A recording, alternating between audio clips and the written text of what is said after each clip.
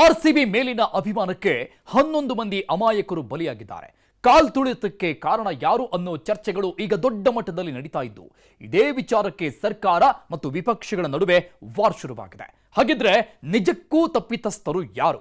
ವಿಪಕ್ಷಗಳು ಆರೋಪ ಮಾಡಿದ್ದು ಯಾರ ಮೇಲೆ? ಸಾವು ನೋವಿನಲ್ಲಿ ಒದ್ದಾಡ್ತಾ ಇದ್ದಾರೆ ಜನ. ಇವರು ಅಲ್ಲೂ ಹೋಗ್ಬಿಟ್ಟು ಸ್ಟೇಡಿಯಂನಲ್ಲಿ ಮುತ್ತಿ ಕಂಡು ಕೂತ್ರು. ಎರಡು ಕಡೆ ಕಾರ್ಯಕ್ರಮ ಯಾವ ಆಧಾರದ ಮೇಲೆ ನೀವು ಮಾಡಿದ್ರಿ? ಆ ಕಾಂಗ್ರೆಸ್ ಹೈಕಮಾಂಡ್ಗೆ ಏನಾದರೂ ಅಲ್ಪ ಸ್ವಲ್ಪ ಮಾನ ಮರ್ಯಾದೆ ಇತ್ತು. ಇವರಿಬ್ಬರನ್ನ ಹೊರಗಾಕಿ ಅನ್ನೋದ್ರು ಒಬ್ಬರನ್ನ ಹೊಸಬನ ತರೋದು ಒಳ್ಳೆಯದು. ನಿಜವಾದ ಆರೋಪಿಗಳು ಯಾರು ಅಂತ ಹೇಳಿದ್ರೆ ಸ್ವತಃ ಮುಖ್ಯಮಂತ್ರಿಗಳು, ರಾಜ್ಯದ ಮುಖ್ಯಮಂತ್ರಿಗಳು ಸಿದ್ದರಾಮಯ್ಯನವರು ಈಸ್ ಆರೋಪಿ ನಂಬರ್ 1, ಅಕ್ಯೂಸ್ ನಂಬರ್ 1. ಆರೋಪಿ ನಂಬರ್ 2, ಅಕ್ಯೂಸ್ ನಂಬರ್ 2 ಸ್ವತಃ DK ಶಿವಕುಮಾರ್, ರಾಜ್ಯದ ಉಪಮುಖ್ಯಮಂತ್ರಿಗಳು. ಆರೋಪಿ ನಂಬರ್ 3 ಮಾನ್ಯ ಗೃಹ ಸಚಿವರು ಪರಮೇಶ್ವರ್ ಅವರು. IPL ಗೆದ್ದಿದ್ದು RCB ತಂಡ, IPL ಗೆದ್ದಿದ್ದು RCB ತಂಡ. ಫೋಟೋ ತೆಗೆಸಿಕೊಂಡು ಹೋಸ್ ಕೊಟ್ಟಿದ್ದು KPCC ತಂಡ. ಪೊಲೀಸ್ ಕಮಿಷನರ್, ಕರ್ನಾಟಕದ ಇತಿಹಾಸದಲ್ಲೇ ಫಸ್ಟ್ ಟೈಮ್ ಪೊಲೀಸ್ ಕಮಿಷನರ್ ಒಬ್ಬ ಸಸ್ಪೆಂಡ್ ಮಾಡಿದ್ದೀರಾ. 5 ಜನ ಅಧಿಕಾರಿಗಳನ್ನ ಸಸ್ಪೆಂಡ್ ಮಾಡಿದ್ದೀರಾ. ಸಾಯ್ತಾ ಇದ್ದವ್ರಿಗೆ ಫಸ್ಟ್ ಏಡ್ ಮಾಡ್ತಾ ಇದ್ದವರು ಪೊಲೀಸರು. ನೀವು ಅವ್ರ ಕೈ ಕೆಲಸ ಮಾಡಿದ್ರು, ಮೊಸರು ತಗೊಂಡೋಗ ಅವ್ರ ಮೂತಿಗೆ ಓದ್ಬಿಟ್ಟು ಸಸ್ಪೆಂಡ್ ಮಾಡಕ್ಕೆ. ಒಂದು ಪ್ರೋಗ್ರಾಮ್ ಸಾಕಾಗಿತ್ತು, ಅದು ವಿಧಾನಸೌಧ ಮಾಡ್ತಾರಲ್ಲ, ಮುಂದೆ ಮಾಡೋರಲ್ಲ, ಸಾಕಾಗಿತ್ತು. ನಿಮ್ಮ ಇಂಟೆಲಿಜೆನ್ಸ್ ರಿಪೋರ್ಟ್ ಕೊಟ್ಟ ಮೇಲೂ ನೀವು 2 ಕಡೆ ಕಾರ್ಯಕ್ರಮ ಅನುವು ಮಾಡ್ಕೊಡಕ್ಕೆ ಅವಕಾಶ ಕೊಟ್ರಲ್ಲ. ನಿಮ್ಮ ಚೀಫ್ ಸೆಕ್ರೆಟರಿ ಏನು ಮಾಡ್ತಿದ್ರು? ಉಪಮುಖ್ಯಮಂತ್ರಿ ಮೊಸಳೆ ಕಣ್ಣೀರನ್ನಿಡ್ತಾರೆ. ಅಲ್ಲೋಗಿ ಕಪ್ಪಗೆ ಮುತ್ತು ಕೊಟ್ಕೊಂಡು ಕಮಿಷನರ್ ಅವರು one of the cleanest commissioner, ಅದ್ರ ಬಗ್ಗೆ ಯಾರಿಗೂ ಡೌಟ್ ಬೇಕಾಗಿಲ್ಲ. ಭ್ರಷ್ಟಾಚಾರವನ್ನು ಸಂಪೂರ್ಣವಾಗಿ ಡಿಪಾರ್ಟ್ಮೆಂಟಲ್ಲಿ ಕಮ್ಮಿ ಮಾಡಿದಂಥ ಮನುಷ್ಯ ಅವರು. 18 ವರ್ಷಗಳ ಕನಸು ನನಸಾಗಿತ್ತು. ಅಭಿಮಾನಿಗಳ ಸಂಭ್ರಮ, ಸಡಗರ, ಅಬ್ಬರ ಮುಗಿಲು ಮುಟ್ಟಿತ್ತು. ಆದರೆ ಆ ಸಂಭ್ರಮ ಕೆಲವೇ ಗಂಟೆಗಳಲ್ಲಿ ಮಾಯವಾಗಿತ್ತು. ಅದಕ್ಕೆ ಕಾರಣ ಬೆಂಗಳೂರಿನ ಚಿನ್ನಸ್ವಾಮಿ ಸ್ಟೇಡಿಯಂ ಬಳಿ ನಡೆದ ಒಂದು ಘಟನೆ. ಆ ಒಂದು ಘಟನೆ 11 ಮಂದಿ ಅಮಾಯಕರನ್ನ ಬಲಿ ಪಡೆದುಕೊಂಡಿದೆ. ಚಿನ್ನಸ್ವಾಮಿ ಸ್ಟೇಡಿಯಂ RCB ಆಟಗಾರರಿಗೆ ಕಪ್ಪು ಚುಕ್ಕೆಯಾಗಿದೆ. ಈಗ ಅದೇ ವಿಚಾರ ಸರ್ಕಾರಕ್ಕೂ ಸಮಸ್ಯೆಗಳನ್ನು ತಂದೊಡ್ಡಿದೆ.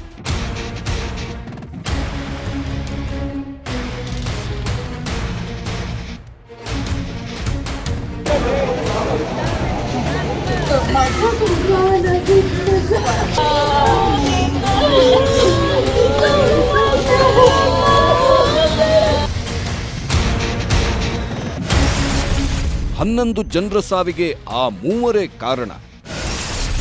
A1, A2, A3 ಅವರೇ ಎಂದ ವಿಪಕ್ಷಗಳು. ಕ್ರೆಡಿಟ್ ಪಡೆಯಲು ಹೋಗಿ ಅವಾಂತರ. ಜನರ ಕೆಂಗಣ್ಣಿಗೆ ಗುರಿಯಾದ ಸರ್ಕಾರ. HDK, DKC ನಡುವೆ ಕಣ್ಣೀರ ಕದನ. ಹೇಗಿದೆ ಟಾಕ್ ವಾರ್, ಹೇಗಿದೆ ಹೋರಾಟ? ಬೆಂಗಳೂರಿನಲ್ಲಿ ಯಾರು ಊಹಿಸದಂತಹ ಘಟನೆ ನಡೆದಿದೆ. ಸಿದ್ಧತೆ ಇಲ್ಲದೆ ಮಾಡಿದ ಸಂಭ್ರಮಕ್ಕೆ 11 ಮಂದಿ ಬಲಿಯಾಗಿದ್ದಾರೆ. ವಿದ್ಯಾರ್ಥಿಗಳು, ಉದ್ಯೋಗಿಗಳು, ವಿವಾಹಿತರು, ಮಕ್ಕಳು ಪ್ರಾಣ ಕಳೆದುಕೊಂಡಿದ್ದಾರೆ. ಅವರ ಸಾವಿಗೆ ಹೊಣೆಯಾರು? ಅಮಾಯಕರ ಜೀವಕ್ಕೆ ಬೆಲೆ ಇಲ್ವಾ ಅಂತ ಎಲ್ಲರೂ ಕೇಳ್ತಾ ಇದ್ದಾರೆ. ಸರ್ಕಾರವೇ ಹೊಣೆ ಅಂತ ವಿಪಕ್ಷಗಳು ಆರೋಪ ಮಾಡ್ತಾ ಇವೆ. ನಾವಲ್ಲ ಹೊಣೆ, ಪೊಲೀಸರು ಅಂತ ಸರ್ಕಾರ ಹೇಳ್ತಾ ಇದೆ. ಅಲ್ಲ, ಚಿನ್ನಸ್ವಾಮಿ ಸ್ಟೇಡಿಯಂನವರೇ ಕಾರಣ ಅಂತ ಕೆಲ ಸಚಿವರು ಹೇಳ್ತಾ ಇದ್ದಾರೆ. ಹಾಗಾದ್ರೆ ನಿಜಕ್ಕೂ 11 ಮಂದಿಯ ಸಾವಿಗೆ ಕಾರಣ ಯಾರು? ವಿಪಕ್ಷಗಳ ಆರೋಪಗಳು ಏನು? ಚಿನ್ನಸ್ವಾಮಿ ಸ್ಟೇಡಿಯಂ ಬಳಿ ಈ ಹಿಂದೆ ಒಮ್ಮೆ ಬಾಂಬ್ ಬ್ಲಾಸ್ಟ್ ಆಗಿತ್ತು. ಅದರ ನಂತರ ಚಿನ್ನಸ್ವಾಮಿ ಸ್ಟೇಡಿಯಂ ಬಳಿ ನಡೆದಿರೋ ಅತಿ ದೊಡ್ಡ ದುರಂತ ಇದೆ. 2010ರಲ್ಲಿ ಬಾಂಬ್ ಬ್ಲಾಸ್ಟ್ ಆಗಿ ಸುಮಾರು 15 ಮಂದಿ ಗಾಯಗೊಂಡಿದ್ರು. ಬಾಂಬ್ ಬ್ಲಾಸ್ಟ್ ಆದ್ರೂ ಯಾರೂ ಸಹ ಪ್ರಾಣ ಕಳೆದುಕೊಂಡಿರಲಿಲ್ಲ. ಆದರೆ ಈಗ ಕಾಲ್ತುಳಿತದಲ್ಲಿ 11 ಮಂದಿಯ ಜೀವ ಹೋಗಿದೆ. ಈ ಸುದ್ದಿ ಈಗ ರಾಷ್ಟ್ರೀಯ ಮಟ್ಟದಲ್ಲಿ ಸದ್ದು ಮಾಡ್ತಾ ಇದೆ. ಇದಕ್ಕೆ ಸರ್ಕಾರವೇ ಹೊಣೆ ಅಂತ ಕೆಲವರು ಹೇಳ್ತಾ ಇದ್ರೆ, ಸರ್ಕಾರ ಮಾತ್ರ ಬೇರೆಯವರ ಮೇಲೆ ಆಕ್ಷನ್ ತೆಗೆದುಕೊಳ್ಳಲು ಮುಂದಾಗಿದೆ.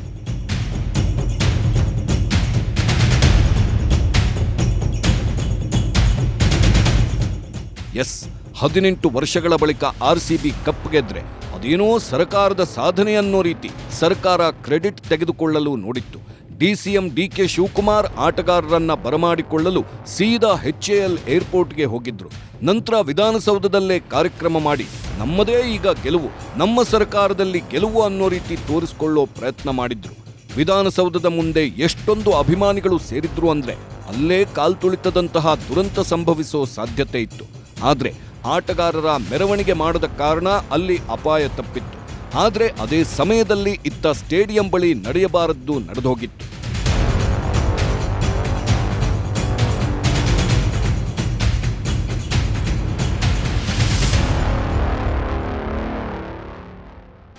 ಇರೋ 2,000 ಪೊಲೀಸ್ ಸಿಬ್ಬಂದಿಯಲ್ಲಿ ಆಲ್ಮೋಸ್ಟ್ ಎಲ್ಲರೂ ವಿಧಾನಸೌಧದ ಬಳಿಯೇ ಇದ್ರೆ, ಇತ್ತ ಸ್ಟೇಡಿಯಂ ಬಳಿ ಸೇರಿದ್ದ ಲಕ್ಷಾಂತರ ಮಂದಿಯನ್ನ ಕಂಟ್ರೋಲ್ ಮಾಡೋದು ಯಾರು?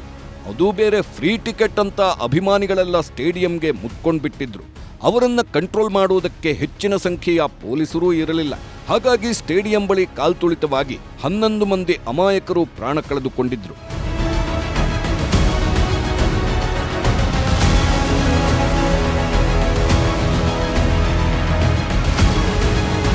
ಸರಿಯಾದ ಭದ್ರತೆ ಕೊಡದೆ ಬೇಕಾಬಿಟ್ಟಿ ವ್ಯವಸ್ಥೆ ಮಾಡಿ ನಮ್ಮ ಮಕ್ಕಳನ್ನ ಬಲಿ ತೆಗೆದುಕೊಂಡಿರೋದು ಸರ್ಕಾರ ಅಂತ ಮಡಿದವರ ಕುಟುಂಬಗಳು ಆರೋಪ ಮಾಡ್ತಾ ಇವೆ. ಆದರೆ ಸರ್ಕಾರ ಮಾತ್ರ ಇದಕ್ಕೂ ನಮಗೂ ಸಂಬಂಧ ಇಲ್ಲ, ಇದಕ್ಕೆ ನಾವು ಹೇಗೆ ಕಾರಣ ಆಗ್ತೀವಿ ಅನ್ನೋ ರೀತಿ ನಡೆದುಕೊಳ್ತಾ ಇದ್ದು ಯಾರ್ಯಾರ ಮೇಲೆಯೋ ಗೂಬೆ ಕೂರಿಸಲು ಮುಂದಾಗ್ತಾ ಇದೆ. ಪೊಲೀಸರು ಸರಿಯಾಗಿ ಭದ್ರತೆ ಕೊಡಲಿಲ್ಲ ಅಂತ ಬೆಂಗಳೂರು ಪೊಲೀಸ್ ಕಮಿಷನರ್ ಸೇರಿ 5ರನ್ನ ಸಸ್ಪೆಂಡ್ ಮಾಡಿದೆ. ಕಪ್ ಗೆದ್ದುಕೊಟ್ಟ RCB ಮತ್ತು ಸ್ಟೇಡಿಯಂ ಸಿಬ್ಬಂದಿಯನ್ನು ಬೇಟೆಯಾಡಲು ಮುಂದಾಗಿದ್ದು ಈಗಾಗಲೇ KSCAನ 4ರನ್ನ ಅರೆಸ್ಟ್ ಮಾಡಲಾಗಿದೆ.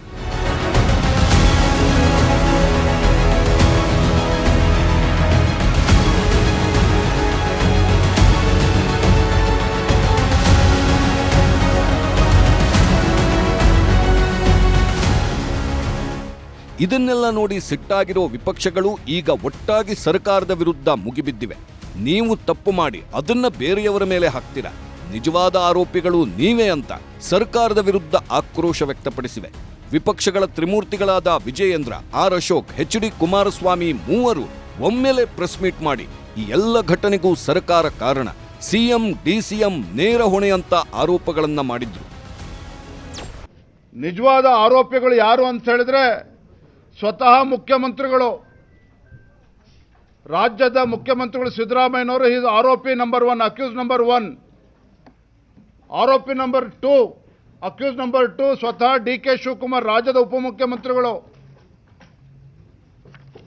ಆರೋಪಿ ನಂಬರ್ 3 ಮಾನ್ಯ ಗೃಹ ಸಚಿವರು ಪರಮೇಶ್ವರ್ ಅವರು.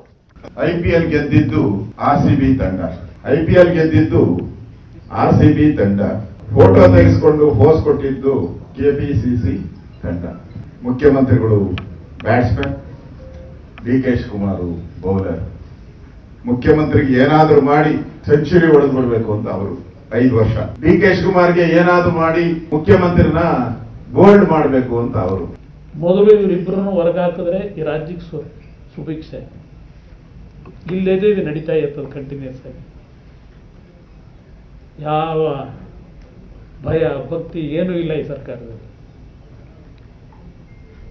ನಾನು ಈ ಮುಖ್ಯಮಂತ್ರಿಯಿಂದ ಈ ರೀತಿ ಆಡಳಿತವನ್ನು ನಾವ್ಯಾರು ನಿರೀಕ್ಷೆ ಮಾಡಿರಲಿಲ್ಲ.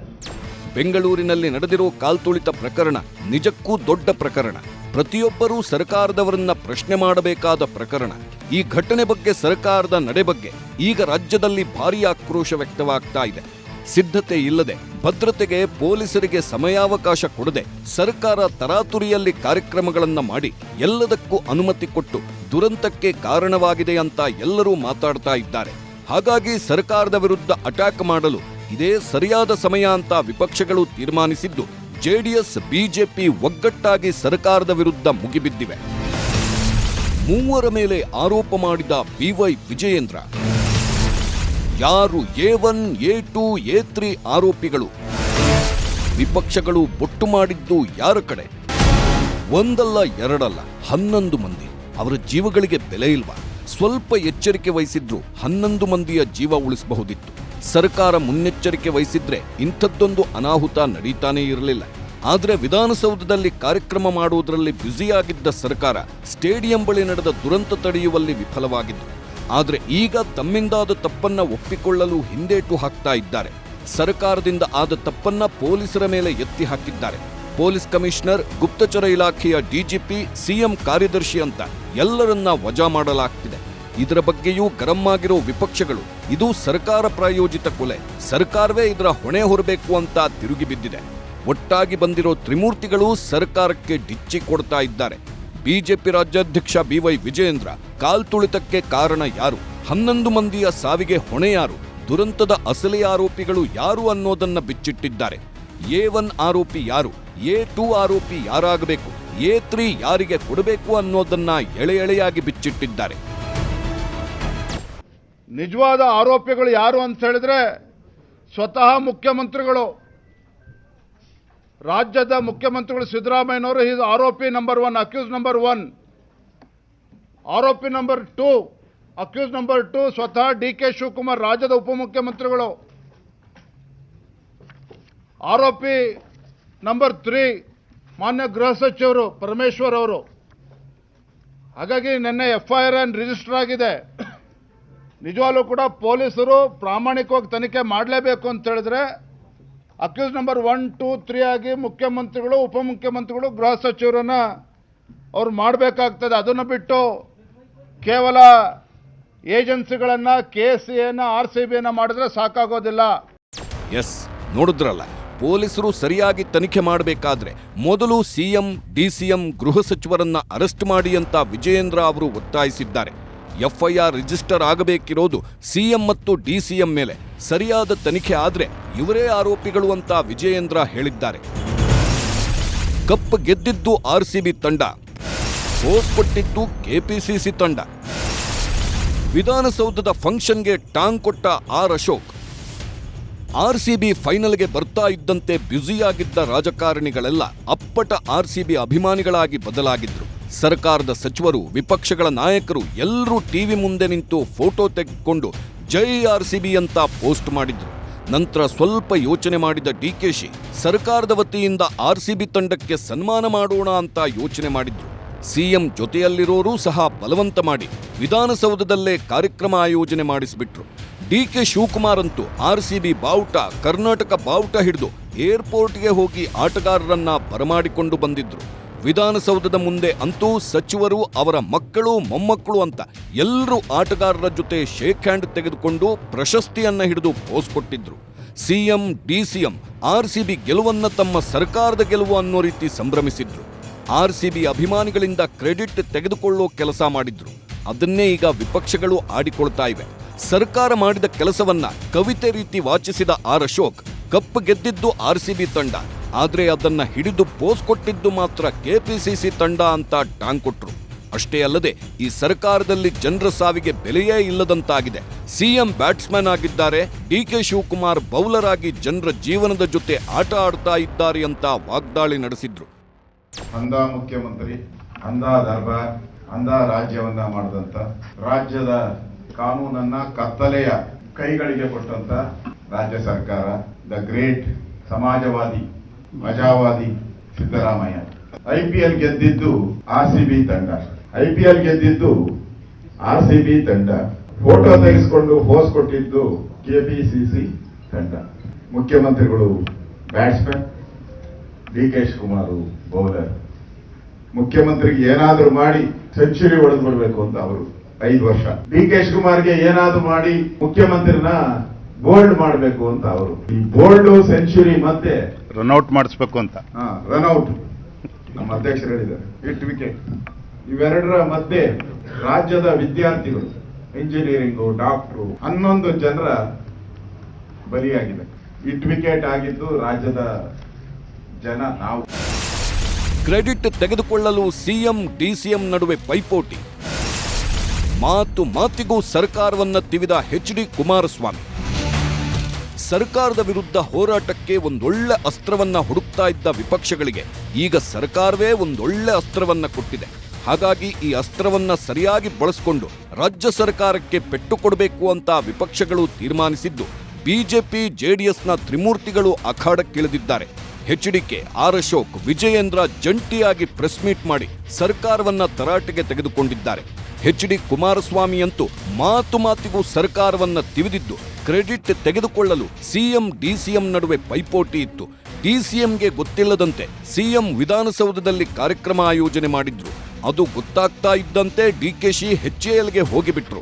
ಇಬ್ಬರ ನಡುವೆ ಕ್ರೆಡಿಟ್ ತೆಗೆದುಕೊಳ್ಳೋ ಪೈಪೋಟಿ ನಡೆದಿದ್ದು, ಇದರಲ್ಲಿ ಅಮಾಯಕರು ಬಲಿಯಾಗಿದ್ದಾರೆ ಅಂತ HD ಕುಮಾರಸ್ವಾಮಿ ಆರೋಪ ಮಾಡಿದ್ದಾರೆ. ವಿಧಾನಸೌಧ ಮುಂಭಾಗದಲ್ಲಿ ಕಾರ್ಯಕ್ರಮ ಮಾಡ್ತಕ್ಕಂಥದ್ದು ಮುಖ್ಯಮಂತ್ರಿಗಳು ಅಲ್ಲೇ ಆಗಬೇಕು. ನಾನು KCA ಸ್ಟೇಡಿಯಂಗೆ ಅದು ಯಾವುದೋ ಕುಡುಕೂರ ಹೊಡೆತನದಲ್ಲಿರೋದು, ಅದಕ್ಕೆ ನಾನು ಅಲ್ಲಿ ಹೋಗ್ಬೇಕೇನ? ಇಲ್ಲಿ ಆ ಕುಡಿತದ ದುಡ್ಡಿಂದಲೇ ಇವತ್ತು ಸರ್ಕಾರ ನಡೀತಿರೋದು. ಇಲ್ಲಿ ಹೇಳ್ತಾರೆ ಇವ್ರಿಗೆ ಕಮಿಷನ್ದವ್ರಿಗೆ, ಯಾವ ಕುಡಿತದನ್ನು ಅರೇಂಜ್ ಮಾಡಿರೋ ಕಾರ್ಯಕ್ರಮ KCA ಸ್ಟೇಡಿಯಂಗೆ ನಾನು ಹೋಗಬೇಕಾ? ವಿಧಾನಸೌಧ ಮುಂಭಾಗದಲ್ಲಿ ಆಗಬೇಕು ಅಂತ ಈ ಮುಖ್ಯಮಂತ್ರಿ ಹೇಳ್ತಾರೆ. ಪಾಪ ನಮ್ಮ ಕನಕಪುರದ ಉಪಮುಖ್ಯಮಂತ್ರಿಗಳು ಸರ್ ಇಲ್ಲೆಲ್ಲ ಜನ ವಿಧಾನಸೌಧ ಮುಂಭಾಗದಲ್ಲಿ ಸನ್ಮಾನ ಮಾಡೋದಕ್ಕೆ ಇಲ್ಲೇನೋ ಅರೇಂಜ್ಮೆಂಟ್ ನಡೀತಾ ಇದೆ ಸರ್ ಅಂತ. ಆಗ ನನ್ನ ಗಮನಕ್ಕೆ ಬರದೆ ಯಾರು ತೀರ್ಮಾನ ಮಾಡೋರೆ ಬರ್ತೀನಿರು ಅಂತೇಳಿ ಪಾಪ ಕೋರ್ಟ್ ಅಲ್ಲಿಂದ ಅವ್ರ ಪಟಾಲನ್ನು ಕರ್ಕೊಂಡು ಸ್ವಲ್ಪ ಜನನ್ನ ನೇರವಾಗಿ ವಿಧಾನಸೌಧಕ್ಕೆ ಹೋದರು. ಸಾರಿ HAL ಏರ್ಪೋರ್ಟ್ಗೆ. HALಗೆ ಹೋಗಿ ಅಲ್ಲಿ ಅವರಿಗೆ ಸನ್ಮಾನ. ಎರಡೂ ಕಡೆ ಕಾರ್ಯಕ್ರಮ ಯಾವ ಧೈರ್ಯದಲ್ಲಿ ಮಾಡಿದ್ರಿ? ಅಧಿಕಾರಿಗಳು ಬೇಡ ಅಂದ್ರೂ ನಿಮ್ಮ ಸ್ವಹಿತಾಸಕ್ತಿಯಾಗಿ ಕಾರ್ಯಕ್ರಮ ಆಯೋಜನೆ ಮಾಡಿದ್ದೀರಿ. ಕಾಂಗ್ರೆಸ್ ಹೈಕಮಾಂಡ್ಗೆ ರಾಜ್ಯದ ಬಗ್ಗೆ ಕಾಳಜಿ ಇದ್ರೆ, ರಾಜ್ಯದಲ್ಲಿ ಪಕ್ಷ ಉಳಿಯಬೇಕು ಅಂತಾದ್ರೆ CM DCM ಇಬ್ಬರನ್ನೂ ತೆಗೆದು ಬಿಸಾಡಿ ಹೊಸಬರಿಗೆ ಅಧಿಕಾರ ಕೊಡಬೇಕು ಅಂತ HDK ಒತ್ತಾಯಿಸಿದ್ರು. ಇಲ್ಲೂ ಕಾರ್ಯಕ್ರಮ ಅಲ್ಲೂ ಕಾರ್ಯಕ್ರಮ. ಯಾರು ಹೇಳಿದಾರೆ ನಿಮಗೆ? ಅಷ್ಟು ಅಧಿಕಾರಿಗಳು ನಿಮಗೆ ಅಷ್ಟು ಸಲಹೆ ಕೊಟ್ಟರು ನೀವು ಈ ಚೆಲ್ಲಾಟ ಆಡಿದ್ರಲ್ಲ. ಇಷ್ಟಕ್ಕೆಲ್ಲ ಕಾರಣಕರ್ತರಾಗಿರ್ತಕ್ಕಂಥ ಮುಖ್ಯಮಂತ್ರಿ ಪಾಪ ಮೊದಲೇನೋ ನಡೀತಾ ಇದೆಯಲ್ಲ, ಇದಂಥದ್ದು 2.5 ವರ್ಷ ಏನೋ ಅವ್ರದ್ದೇನೋ ಅಗ್ರಿಮೆಂಟ್ ಏನಾಗಿದೆಯಂತ 50-50. ಬಹುಶಃ ಈ ನೆನ್ನೆ ಘಟನೆಗೆ ಆ ಕಾಂಗ್ರೆಸ್ ಹೈಕಮಾಂಡ್ಗೆ ಏನಾದರೂ ಸ್ವಲ್ಪ ಮಾನ ಮರ್ಯಾದಿದೆ. ಇವರಿಬ್ಬರನ್ನ ಹೊರಗಾಕಿ ಏನಾದರೂ ಒಬ್ಬರನ್ನ ಹೊಸಬನ ತರೋದು ಒಳ್ಳೆಯದು. ವಿಪಕ್ಷಗಳು ಒಂದು ಕಡೆ ಸರ್ಕಾರವನ್ನ ತರಾಟೆಗೆ ತೆಗೆದುಕೊಂಡು CM DCM ವಿರುದ್ಧ ಮುಗಿಬೀಳ್ತಾ ಇದ್ರೆ, ಮತ್ತೊಂದು ಕಡೆ ಸರ್ಕಾರ ಫುಲ್ ಆಕ್ಷನ್ ಮೋಡ್ಗೆ ಹೋಗ್ಬಿಟ್ಟಿದೆ. ಅಧಿಕಾರಿಗಳ ತಲೆದಂಡ ಮಾಡ್ತಾ ಇದೆ. ಯಾರದ್ದೋ ತಪ್ಪಿಗೆ ಇನ್ಯಾರಿಗೋ ಬರೆ ಎನ್ನುವಂತೆ ಕ್ರಮ ತೆಗೆದುಕೊಳ್ತಾ ಇದೆ. RCB 18 ವರ್ಷಗಳ ಬಳಿಕ ಕಪ್ ಗೆದ್ದಾಗ ಅಭಿಮಾನಿಗಳು ಆನಂದದಿಂದ ಕಣ್ಣೀರು ಹಾಕಿದ್ರು. ಆದರೆ ಸಂಭ್ರಮಾಚರಣೆಯಲ್ಲಿ ಕಾಲ್ತುಳಿತ ಆಗಿ 11 ಮಂದಿಯ ಕುಟುಂಬಸ್ಥರು ಕಣ್ಣೀರು ಹಾಕಿದ್ರು. ಅದನ್ನೆಲ್ಲ ನೋಡಿ DCM DKಶಿಯೂ ಕಣ್ಣೀರು ಹಾಕಿದ್ದು. ಅದನ್ನ ಈಗ HDK ವ್ಯಂಗ್ಯ ಮಾಡಿದ್ದಾರೆ. ಆ ಮೂಲಕ HDK DK ನಡುವೆ ಮತ್ತೊಮ್ಮೆ ಕಣ್ಣೀರ ಕದನ ಶುರುವಾಗಿದೆ. DKಶಿ ಕಣ್ಣೀರಿನ ಬಗ್ಗೆ ಕುಮಾರಸ್ವಾಮಿ ವ್ಯಂಗ್ಯ. DK ಶಿವಕುಮಾರ್ ಕಣ್ಣೀರು ಹೃದಯದಿಂದ ಬಂದಿಲ್ವಾ? HDK drama expert. ಮತ್ತೆ ಶುರುವಾಯಿತು ಕಣ್ಣೀರಿನ ಕದನ. ಚಿನ್ನಸ್ವಾಮಿ ಸ್ಟೇಡಿಯಂ ಬಳಿ ನಡೆದ ದುರಂತ, ಆ ದೃಶ್ಯಗಳು ಎಂಥವರ ಎದೆಯನ್ನು ನಡುಗಿಸುತ್ತೆ. ಅಮಾಯಕರ ಸಾವು ರಾಜ್ಯದ ಜನರ ಕಣ್ಣಲ್ಲಿ ನೀರು ತರಿಸ್ತಾ ಇದೆ. ಸರ್ಕಾರದ ವಿರುದ್ಧ ಆಕ್ರೋಶ ಭುಗಿಲೇಳುವಂತೆ ಮಾಡಿದೆ. ಆದರೆ ಇದೇ ವಿಚಾರಕ್ಕೆ ಈಗ DCM DKಶಿ ಸಹ ಕಣ್ಣೀರು ಹಾಕಿದ್ದು, ಅದು ಈಗ ಟೀಕೆಗೆ ಗುರಿಯಾಗ್ತಾ ಇದೆ. HD ಕುಮಾರಸ್ವಾಮಿ DKಶಿ ಕಣ್ಣೀರಿನ ಬಗ್ಗೆಯೇ ವ್ಯಂಗ್ಯ ಮಾಡಿದ್ದಾರೆ. 11 ಮಂದಿಯ ಸಾವಿನ ಪ್ರಕರಣ ಸರ್ಕಾರದ ಬುಡಕ್ಕೆ ಬರ್ತಾ ಇದ್ದಂತೆ ಸರ್ಕಾರ ಅದರಿಂದ ತಪ್ಪಿಸಿಕೊಳ್ಳಲು ಆರೋಪಗಳಿಂದ ಮುಕ್ತವಾಗಲೇ ಏನೇನೋ ಮಾಡ್ತಾ ಇದೆ. ಪೊಲೀಸ್ ಅಧಿಕಾರಿಗಳನ್ನ ಸಸ್ಪೆಂಡ್ ಮಾಡ್ತಾ ಇದೆ. KSCA ಸಿಬ್ಬಂದಿಯನ್ನ ಅರೆಸ್ಟ್ ಮಾಡಿಸಿದೆ. ಹಾಗೆ ಜನರ ದೃಷ್ಟಿಯಲ್ಲಿ ವಿಲನ್ ಆಗಬಾರದು ಅಂತ ಮಡಿದವರ ಬಗ್ಗೆ ಕನಿಕರವನ್ನೂ ವ್ಯಕ್ತಪಡಿಸ್ತಾ ಇದೆ. ಇನ್ನೂ ಸತ್ತವರ ಬಗ್ಗೆ ಮಾತಾಡ್ತಾ DCM DK ಶಿವಕುಮಾರ್ ಕಣ್ಣೀರು ಹಾಕಿದ್ರು. ಆದ್ರೆ ಆ ಕಣ್ಣೀರಿನ ಬಗ್ಗೆಯೂ ಈಗ ಟೀಕೆಗಳು ವ್ಯಕ್ತವಾಗ್ತಾ ಇವೆ. ಸದಾ ಕಣ್ಣೀರು ಹಾಕಿ ಸದ್ದು ಮಾಡ್ತಾ ಇದ್ದ ಕುಮಾರಸ್ವಾಮಿ ಈಗ DKಶಿ ಕಣ್ಣೀರಿನ ಬಗ್ಗೆ ವ್ಯಂಗ್ಯ ಮಾಡಿದ್ದಾರೆ. ಇವತ್ತು 11 ಜನ ಬಲಿ ತಗೊಂಡ್ರಲ್ಲ, ನಿಮಗೇನಾದ್ರೂ ಮನುಷ್ಯತ್ವ ಇದ್ರೆ, ಮಾನವೀಯತೆ ಇದ್ರೆ, ಕಿಂಚಿತ್ತು ನಿಮಗೆ ದುಃಖ ಆಯ್ತಾ? ನಂತರ ವಿಧಾನಸೌಧದ ಮೊಬೈಲ್ 20 ಗಂಟೆ ಆದ್ಮೇಲೆ ಕಣ್ಣಲ್ಲಿ ನೀರು ಹಾಕಿ, ಅದು ಕಣ್ಣಲ್ಲಿ ನೀರು ಹಾಕಿದ್ದು ನೋಡಿದ್ರೆ ಏನು ಯಾರೋ ಆ ಥರ ಆನಂದ ಭಾಷೆಯೋ ಅಥವಾ ದುಃಖದ ಭಾಷೆಯೋ ಗೊತ್ತಿಲ್ಲ ನನಗೆ. ಆ ಕಣ್ಣಲ್ಲಿ ಹಡಕ್ಕೂ ಯಾವ ರೀತಿ ಹೃದಯದಿಂದ ಬರಬೇಕು ಕಣ್ಣೀರು. ಜನಗಳ ಮುಂದೆ ಡ್ರಾಮಾ ಮಾಡಿದ್ರೆ ಆ ಕಣ್ಣೀರು ಬರಲ್ಲ, ಹೃದಯದಿಂದ ಬರಬೇಕದೆಲ್ಲ. ಡಿಕೆ ಮತ್ತು ಎಚ್ಡಿಕೆ ಕುಟುಂಬಗಳದ್ದು ಎಂದೂ ಮುಗಿಯದ ಯುದ್ಧ. ಒಬ್ಬರ ಮಾತಿಗೆ ಒಬ್ಬರು ಟಾಂಗ್ ಕೊಡೋದು, ಆರೋಪ ಪ್ರತ್ಯಾರೋಪಗಳನ್ನ ಮಾಡಿಕೊಳ್ಳೋದು ಇದ್ದೇ ಇದೆ. ಆದರೆ ಈಗ 11 ಮಂದಿಯ ಸಾವಿನ ವಿಚಾರದಲ್ಲೂ ಈ ಇಬ್ಬರ ನಡುವೆ ಟಾಕ್ ವಾರ್ ನಡೆದಿದ್ದು, ಕಣ್ಣೀರಿನ ಬಗ್ಗೆಯೂ ಕದನ ಶುರುವಾಗಿದೆ. ನಾನು ಕಣ್ಣಲ್ಲಿ ನಮ್ಗೆ ನೀರು ಬಂದದಕ್ಕೆ ಬೇಕಾದ್ರೆ ಮಾಡ್ಬೋದು. ಇವ್ರು ಯಾವ ಸಂದರ್ಭದಲ್ಲಿ ಇವ್ರ ಕಣ್ಣೀರು ಏನೇನಾಯ್ತು, ನಾನು ಎಲೆಕ್ಷನ್ ಟೈಮಲ್ಲಿ ಯಾವ ಜಿಲ್ಲೆಯಲ್ಲಿ ಏನೇನು ನಡೆದಾಗ ಯಾರ್ಯಾರ ಕುಟುಂಬದ ವಿಚಾರಗಳನ್ನ ಈಗ ನಾನು ಮಾತಾಡಕ್ಕೆ ಹೋಗಲಿಲ್ಲ. ಆಗ ಎಷ್ಟು ಜನ ಯಾವ ಕಣ್ಣು ನೀರು ಒರೆಸಿದ್ರು, ಯಾರು ಮಾತಾಡಿದ್ರು, ಆ ಬಿಜೆಪಿಯವರೆಲ್ಲ ಮಾತಾಡಿದ್ರ ಎಲ್ಲ ಅಸೆಂಬ್ಲಿಗೆ ಇಲ್ಲಿ ಮಾತಾಡಿದ್ರೆ ಮರ್ತೋಗ್ಬಿಡ್ತವೆ. ದಾಖಲೆಗೆ ಬರ್ತದೆ, ನನಗೆ ಗೊತ್ತಿದೆ, ಇದೆಲ್ಲ ಮಾತಾಡ್ತಾರೆ. ನನ್ನೇ ಬಟ್ ಮಾಡ್ಲಿ, ಏನ್ ನಂದೇನ್ ಬಟ್ಟು ನನ್ ಬಟ್ ಮಾಡಕ್ ಏನಿದೆ? ಅವರು in what way I am responsible? ಆಯ್ತಪ್ಪ, KSC ಅವರು ಬರೆದ್ರು, ಕಾರ್ಯಕ್ರಮ ಮಾಡಿದ್ರು, ಕಾರ್ಯಕ್ರಮ ಇತ್ತು. ನಾನು ಬೆಂಗಳೂರು ಮಿನಿಸ್ಟ್ರು, ನನಗೆ ಕೆಲವು ಆಫೀಸರ್ಸ್ ರಿಕ್ವೆಸ್ಟ್ ಮಾಡ್ಕೊಂಡ್ರು, ಇವರು KSC ಅವರು ರಿಕ್ವೆಸ್ಟ್ ಮಾಡ್ಕೊಂಡ್ರು, 10 ನಿಮಿಷದಲ್ಲಿ ಈ ತರ ಏನೋ ಹೆಚ್ಚು ಕಮ್ಮಿ ಆಗಿ ಕಾಣ್ತಾ ಇದೆ ಅಂತೆ, 10 ನಿಮಿಷ ಕ್ಲೋಸ್ ಮಾಡಿ ಅಂತ. ಸ್ಟೇಡಿಯಂಗೆ ಹೋಗಿದ್ದೆ. ಏನ್ ತಪ್ಪಿದೆ ಬೆಂಗಳೂರು ಮಿನಿಸ್ಟರ್ ಆಗಿ ನಾನು? ಯಾವಾಗ DKಶಿ ಕಣ್ಣೀರಿನ ಬಗ್ಗೆ ಎಚ್ಡಿಕೆ ಮಾತಾಡಿದ್ರು, ಅದು DK ಬ್ರದರ್ನ ಕೆರಳಿಸಿ ಬಿಟ್ಟಿದೆ. ಕುಮಾರಸ್ವಾಮಿ ಮಾತಿಗೆ DK ಸುರೇಶ್ ಗರಂ ಆಗಿದ್ದಾರೆ. HD ಕುಮಾರಸ್ವಾಮಿ ನಿಜವಾದ ಡ್ರಾಮಾ ಮಾಸ್ಟರ್. ಅವರು ಡ್ರಾಮಾ ಎಕ್ಸ್ಪರ್ಟ್ ಅನ್ನೋದು ರಾಜ್ಯದ ಜನರಿಗೆ ಗೊತ್ತಿದೆ. ಹಾಗಾಗಿ ಅದರ ಬಗ್ಗೆ ನಾನು ಹೆಚ್ಚು ಮಾತಾಡಲ್ಲ. ಅವರಿಗೆ ಸತ್ತವರ ಬಗ್ಗೆ ಅನುಕಂಪ ಇದೆಯಾ ಅಥವಾ ರಾಜಕೀಯ ಇದೆಯಾ ಅನ್ನೋದನ್ನ ರಾಜ್ಯದ ಜನರು ತೀರ್ಮಾನ ಮಾಡಬೇಕು ಅಂತ DK ಸುರೇಶ್ ಹೇಳಿದ್ರು. ಅವ್ರಿಗೆ ಸತ್ತವರ ಬಗ್ಗೆ ಅನುಕಂಪ ಇದೆಯೋ ಅಥವಾ ರಾಜಕೀಯ ಇದೆಯೋ ಅನ್ನೋದನ್ನ ರಾಜ್ಯದ ಜನ ತೀರ್ಮಾನ ಮಾಡಬೇಕು. ಕಾಲ್ತುಳಿತ ಪ್ರಕರಣ ಸದ್ಯ ರಾಜ್ಯದಲ್ಲಿ ಕಿಚ್ಚು ಹೊತ್ತಿಸಿದ್ದು, ಭಾರೀ ಜನಾಕ್ರೋಶ ವ್ಯಕ್ತವಾಗ್ತಾ ಇದೆ. ಇದನ್ನೇ ಅಸ್ತ್ರವಾಗಿಸಿಕೊಳ್ಳಲು ಈಗ ವಿಪಕ್ಷಗಳು ತೀರ್ಮಾನಿಸಿದ್ದು, ಸರ್ಕಾರದ ವಿರುದ್ಧ ಕಾನೂನು ಹೋರಾಟಕ್ಕೆ ಮುಂದಾಗಿದ್ದಾರೆ. ಸಿಎಂ ಸಿದ್ದರಾಮಯ್ಯ, ಡಿಸಿಎಂ DKಶಿ, ಗೃಹ ಸಚಿವ ಪರಮೇಶ್ವರ್ ವಿರುದ್ಧ ಕಬ್ಬನ್ ಪಾರ್ಕ್ ಪೊಲೀಸ್ ಠಾಣೆಯಲ್ಲಿ ದೂರನ್ನೂ ನೀಡಿದ್ದಾರೆ. 3 ಮೇಲೆ FIR ದಾಖಲಿಸಿ ಕಾನೂನು ಕ್ರಮ ಕೈಗೊಳ್ಳುವಂತೆ ಬಿಜೆಪಿ ನಾಯಕರು ಆಗ್ರಹಿಸಿದ್ದಾರೆ. ಒಂದು ಕಡೆ ಸರ್ಕಾರ ಈ ಪ್ರಕರಣದಿಂದ ಆಚೆ ಬರಬೇಕು ಅಂತ ಪ್ರಯತ್ನ ಪಡ್ತಾ ಇದ್ರೆ, ಮತ್ತೊಂದು ಕಡೆ ವಿಪಕ್ಷಗಳು ಇದೇ ಪ್ರಕರಣದಲ್ಲಿ ಸರ್ಕಾರವನ್ನ ಕಟ್ಟಿಹಾಕಲು ನೋಡ್ತಾ ಇವೆ.